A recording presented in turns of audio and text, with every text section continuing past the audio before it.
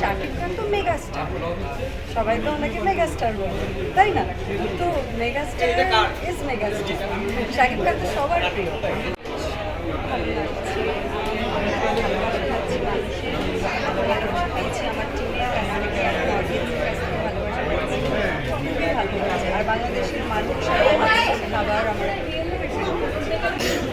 মা বাবাকে মিস করি, কিন্তু আমি তো যাই, মা বাবার সাথে দেখা করি, আবার আসি, তাই ঠিক আছে। কারণ কাজের জন্য তো আমরা সবসময় বাইরেই থাকি, কলকাতাতেও আমি একাই থাকি, কারণ মফস্বলে বাড়ি, মফস্বলে মা বাবা থাকে, তাই কলকাতাতেও আমি একা থাকি, তাই মিস সবসময় মা বাবাকে করবো, কিন্তু দেখাও করছি।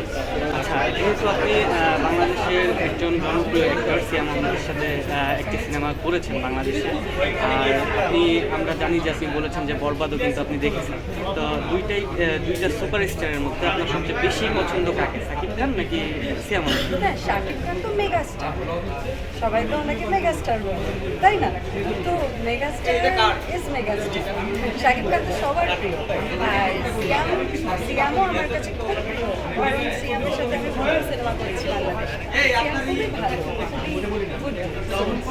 আমরা সব কিছুই অনেক মজা করে শ্যুট করেছি, খুব হার্ডওয়ার্ক দিয়ে মজা করেই শ্যুট করেছি। আর সিয়ামের সাথে আগে সব কিছু ডিসকাস করে তারপরেই আমরা সিনসগুলো শ্যুট করেছি, যাতে নিজেদের ক্যারেক্টারগুলো আলাদাভাবে ভালোভাবে পোট্রে করতে পারি, যাতে সিনটা আরও সুন্দর লাগে দেখতে, যাতে কেমিস্ট্রি আরও সুন্দর করাতে পারি।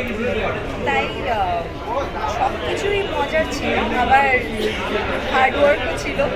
আর সিয়াম খুবই হেল্প করেছে আমায় সাপোর্ট।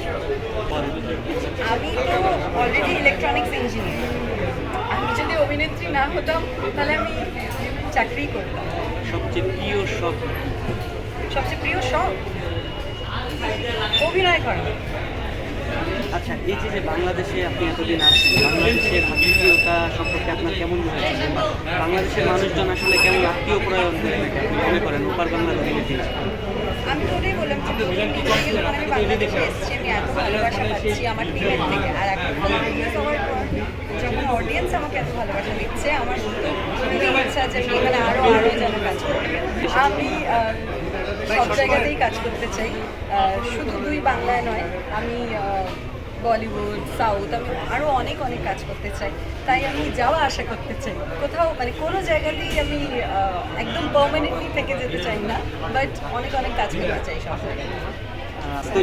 আমার মনে হয় যে বাংলা যদি মিলেমিশে আরও অনেক কাজ করে, আর্টিস্ট এখানকার আর্টিস্টরা যদি কাজ করে, ওখানকার আর্টিস্ট যদি এখানে কাজ করে, তাহলে আমার মনে হয় যে অনেক ভালো হবে ইন্ডাস্ট্রি।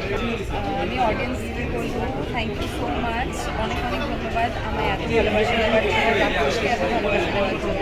আর সবার কাছে অনুরোধ করবো, আপনারা যারা রাক্ষস দেখেননি, সিনেমা হলে গিয়ে রাক্ষস দেখুন, আশা করি ভালো লাগবে।